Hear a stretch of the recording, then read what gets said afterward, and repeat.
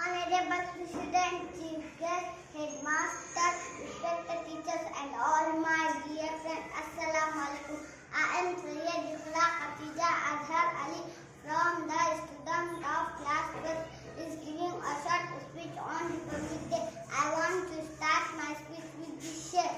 Aan mulk ki shaan mulk ki, aan mulk ki shaan mulk ki. इस मुल्क के हम संतान हैं, तीन रंगों तिरंगा तिरंगा अपनी ये पहचान है. We all proud citizen of India. 26 January is celebrated as Republic Day in India every year on this day. In 1915, India becomes a democratic republic. Celebration are held every year on this day throughout the country. Let me make a great promise that we will be live together in peace and happiness as the people of the same nation. Now I want to stop my speech with this share.